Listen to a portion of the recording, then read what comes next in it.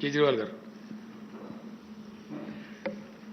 आज हम लोग हैदराबाद में आए और हैदराबाद के ऑनरेबल सीएम राव साहब से मुलाकात हुई। काफ़ी लंबी मुलाकात हुई, काफ़ी अच्छी चर्चा हुई। सबसे पहले मैं राव साहब का हमारी पूरी टीम की तरफ से बहुत बहुत शुक्रिया अदा करना चाहता हूं कि उन्होंने हमें हमारे साथ टाइम निकाल के मुलाकात की और इतना प्यार और सम्मान हम लोगों को दिया। I am all of us are very very very grateful to him. हमने अपनी पूरी बात उनके सामने रखी और जैसा भी उन्होंने कहा कि दिल्ली के लोगों को न्याय दिलाने के लिए वो, उनकी पार्टी और उनकी पूरी सरकार दिल्ली के लोगों के साथ है। ये बात केवल दिल्ली की नहीं है, ये बात देश के जनतंत्र को बचाने की है। जो अध्यादेश पारित किया गया है वो देश के जनतंत्र के खिलाफ है, संविधान के खिलाफ है। सो उनकी सपोर्ट से हमें बहुत ताकत मिली है और हम इस सपोर्ट के लिए मैं पूरे दिल्ली के लोगों की तरफ से उनका तहे दिल से शुक्रिया अदा करना चाहता हूं। हमारी सरकार दिल्ली में पहली बार जब 2015 में बनी थी, फरवरी 2015 में दिल्ली में हमारी सरकार बनी थी। फरवरी 2015 में सरकार बनी और 23 मई को, मात्र 3 महीने के बाद, मोदी सरकार ने एक नोटिफिकेशन लाके हमारी सारी पावर छीन ली 3 महीने में। तो अब ब्यूरोक्रेसी के ऊपर, पहले हमारे से पहले शीला दीक्षित जी की सरकार थी। शीला दीक्षित जी का पूरा कंट्रोल था ब्यूरोक्रेसी के ऊपर, transfer, posting, disciplinary action, creation of new posts.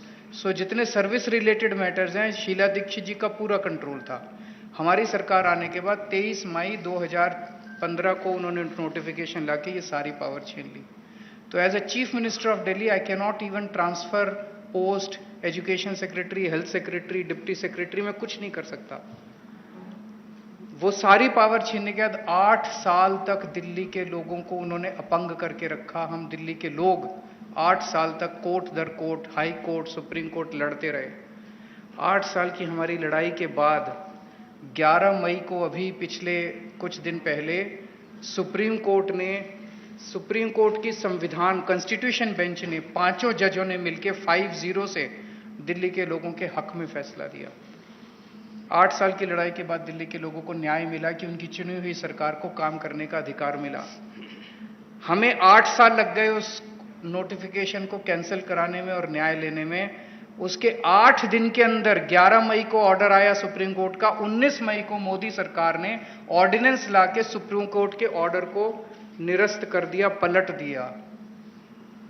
पूरे देश भर में लोग कह रहे हैं कि जिस देश का प्रधानमंत्री सुप्रीम कोर्ट को नहीं मानता, सुप्रीम कोर्ट के आदेश को नहीं मानता, फिर न्याय लेने के लिए लोग कहां जाएंगे?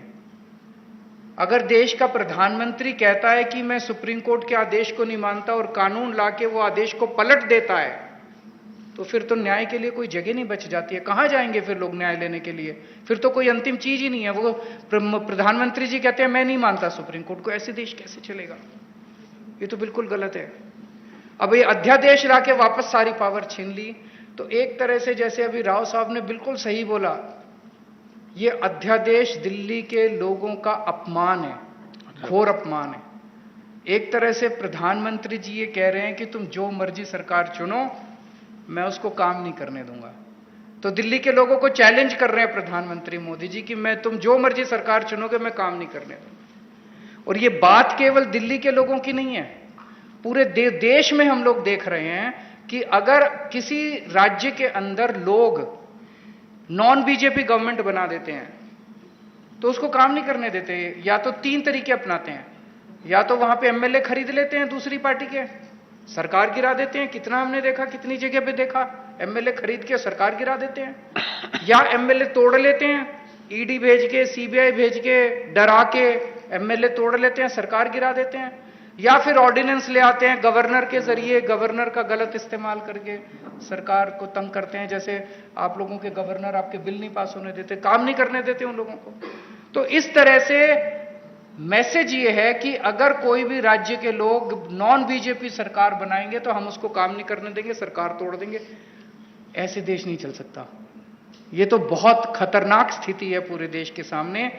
मैं जो पूरे देश भर में घूम रहा हूं समर्थन मांगते हुए, मैं केवल अपने लिए समर्थन नहीं मांग रहा, मैं देश के संविधान के लिए और देश के जनतंत्र के लिए समर्थन मांग रहा हूं। हमारे जो स्वतंत्रता सेनानियों ने लड़ाई लड़ी थी, वो ऐसे भारत के लिए लड़ाई थोड़ी लड़ी थी कि एक पार्टी आएगी सेंटर के अंदर, वो पार्टी बस एक ही पार्टी का पूरे देश के अंदर राज होगा। जिस तरह से आज इन्होंने माहौल बनाया हुआ है, फिर तो एक प्रधानमंत्री और 31 गवर्नर बस वो चला लें इस देश को, फिर मुख्यमंत्री बनाने की क्या जरूरत है, फिर चुनाव लड़ने की करने की क्या जरूरत है, फिर तो ये तानाशाही होगी। इस तानाशाही के खिलाफ हम लोग लड़ रहे हैं। राज्यसभा के अंदर जब ये बिल आएगा, राज्यसभा के अंदर बीजेपी के पास मेजॉरिटी नहीं है। बीजेपी के out of 238 MPs, BJP has only 93 MPs. BJP के पास मेजॉरिटी नहीं है। मैं फिर से शुक्रिया अदा करता हूं राव साहब का। अगर हम सब लोग नॉन बीजेपी पार्टीज इकट्ठे हो गए तो इस बिल को हम राज्यसभा के अंदर गिरा सकते हैं। और अगर ये बिल गिर जाता है तो पूरे देश के लोगों को विश्वास हो जाएगा कि 2024 के अंदर मोदी सरकार वापस नहीं आ रही है। ये इसका सेमीफाइनल होगा 2024 का। ये कॉन्फिडेंस देगा पूरे देश के लोगों को कि मोदी जी को हराया जा सकता है। तो ये जनतंत्र को बचाने की लड़ाई है, देश की आजादी को बचाने की लड़ाई है। तेलंगाना तेलंगाना तेलंगाना तेलंगाना तेलंगाना तेलंगाना तेलंगाना तेलंगाना మన పేపర్ వస్తుంది।